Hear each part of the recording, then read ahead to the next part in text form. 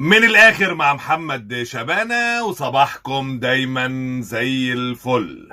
عندنا كم من الاخبار، وقبل العيد الخير بيزيد، مش كده؟ برضو ده عير الاضاحي يعني.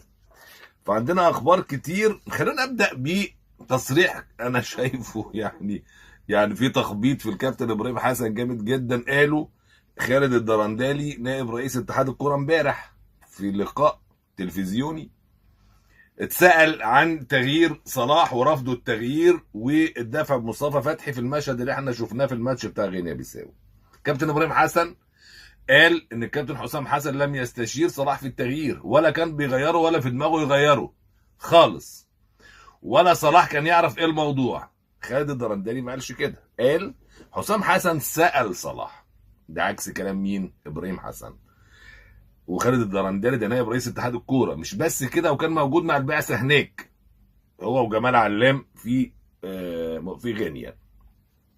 قال لك حسام حسن سأل صلاح وتشاور معاه حول امكانيه تغييره. اللاعب اشار برغبته في التواجد في الملعب، فقرر الابقاء عليه، وعاد مصطفى فتحي مره اخرى لدكه البدلاء. انا بس الموضوع مش شاغلنا، لكن حتى في دي الاتنين عكس بعض. يعني كلام الدرندلي عكس كلام ابراهيم حسن.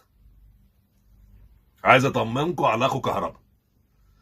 كل الناس تطمن على شقيق كهربا. شقيق كهربا دخل في خناقه مع رضا البحراوي.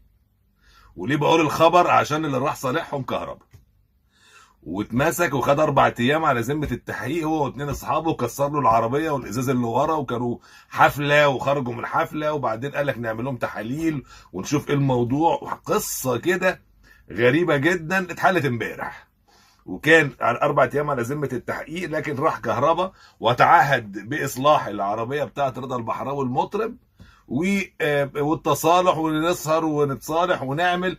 والراجل قبل التصالح وتمام، مفيش مشكله. لكن كهربا في الاخر هو اللي بيشيل يعني حتى الاخبار بتنزل شقيق كهربا. شفت كل الاخبار ولا خبر كاتب اسمه. يعني شقيق محمود كهربا، شقيق محمود كهربا، وتحدث محمود كهربا مع رضا البحراوي، وحاول كل الكلام طبعا، لانه في الاخر محمود كهربا نجم كبير. فخلاص اطمنكم، اذا كان حد قلقان سواء على محمود كهربا او على رضا البحراوي يقول لي خلاص الموضوع تمام كده، احنا حليناه خلاص، مفيش اي مشاكل.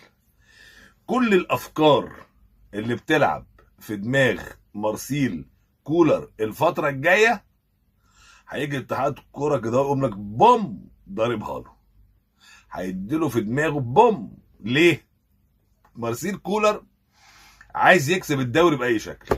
يعني احساسه بالفوز بالدوري السنه دي ما تفهمش ليه، زي ما يكون كده حاجه. يعني هو عايز يكسب الدوري باي شكل. اهتمامه بالدوري السنه دي ورغبته في انه يكسب الدوري يمكن اكتر من رغبته كانت في دوري ابطال افريقيا. هو عايز يكسب الدوري الراجل، لدرجه انه عنده ماتش فاركو يوم الجمعه، ماتشات خلاص الدوري هلا تاني راجعه، وبعديه ب4 ايام ماتش الاتحاد. قال لك هقعد في اسكندريه مش راجع. طب يا عم عندنا عيد اللعيبه بقى، عندنا عيد الاضحى، طب نرجع يوم ولا يومين وبعدين نسافر تاني؟ لا. وبيدوم انطباع الجديه والاحساس بالثلاث نقاط، وان الحماده القديم اللي كان وقت افريقيا كنا بنفوت، نخسر من البنك الاهلي، نتعادل مع معرفش نعمل انسى الكلام ده يا حماده. اللي جاي موضوع تاني. فهو عمال يدفع جوه اللعيبه احساس ومشاعر ان الدوري ما فيهوش هزار. يوم بدات بقالنا يومين 48 ساعه بوم من اتحاد الكوره، اصل احنا بقى المنتخب الاولمبي بيجهز، عايز ياخد محمد عبد المنعم هارد ديفنس وامام عاشور يا نهار خط نص. تخيل لما امام عاشور وكوكا، كده كده كوكا موجود في المنتخب الاولمبي، فيبقى واخد امام عاشور وواخد محمد عبد المنعم دفاع وخط نص النادي الاهلي، بجانب طبعا كوكا والدبيس وحمزه علاء، الثلاثه دول. فكولر قال لك الله الله الله الله الله الله الله الله، ده هزار ولا بتكلموا جد؟ كلمنا الكابتن خالد بيبو امبارح قال لك ما جالناش حاجه لسه من اتحاد الكوره، انما الكلام ان الراجل كان بيفكر في مصطفى محمد ومحمد صلاح، مستني محمد صلاح. طبعا محمد صلاح عشان يقول اوكي لازم جيش جرار وراه يقول اوكي. ليه؟ ليفربول والمدير الفني الجديد واداره النادي وهتتماركت ازاي وهل هياثر على ادائه البدني والراحه السلبيه، الكلام اللي احنا ما بناخدش بالنا منه هنا. ايه راحه سلبيه راحه ايجابيه؟ الموسم يلحم في الموسم عادي. احنا عندنا هنا عادي يعني. يقول لك حطه في التلج. ده احسن اجهزه اللي بتعمل ريفريش دلوقتي في العالم بقت موجوده. اي كلام، احنا بنقعد نقول اي كلام، لكن هناك كل حاجه محسوبه بالسحتوت ولا ايه؟ لكن يمكن شويه اللي يخليك تقول ممكن صلاح يروح انه في اليورو بطوله اوروبا هتتلعب في نفس التوقيت، يعني في اوروبا، يعني في الصيف ده. فيعني اللعيبه كده كده الاوروبيين كلهم مشغولين شهر في كاس اوروبا. انما هنشوف. انما صلاح ومصطفى محمد اتصاب، وفي ناس بتقول ممكن اصابته دي تعدي الشهر ونص، فهو كده كده في اجازه. فمين؟ منعم وامام. منعم وامام. منعم وامام. كولر قاعد ينام طول الليل. منعم وامام. منعم وامام. كيف سيرد النادي الاهلي على رغبه ميكالي اللي بدا يدي تصريحات فيها تلميح حان الوقت، وبيقول كده ان يقف الجميع بجانب المنتخب الاولمبي في هذه المرحله. انا بشتغل بقالي سنتين عشان اللحظه دي. خلاص الدوره الاولمبيه الشهر الجاي في فرنسا في باريس، فانا بشتغل بقالي سنتين عشان اللحظه دي. هتقفوا جنبي ولا مش هتقفوا جنبي؟ ادي اللي ايه اللي ميكالي بيقوله. فالاهلي قاعد ايده على قلبه، هيتجنن من القصه دي.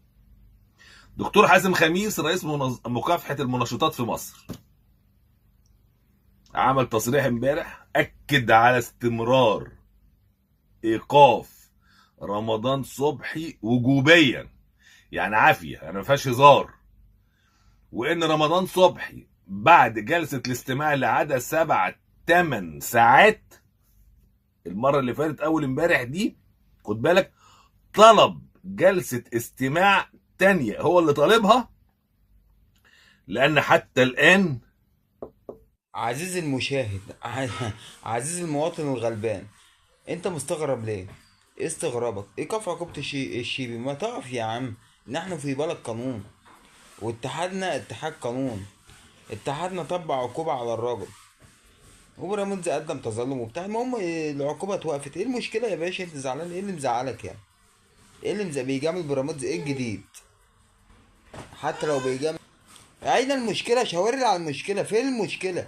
ما يجامل يا عم بيراميدز، ويجامل الزمالك، ويجامل اي فريق في الدنيا ما عدا الاهلي. ايه المشكله؟ هل انت يا اهلي محتاج مجاملات مثلا؟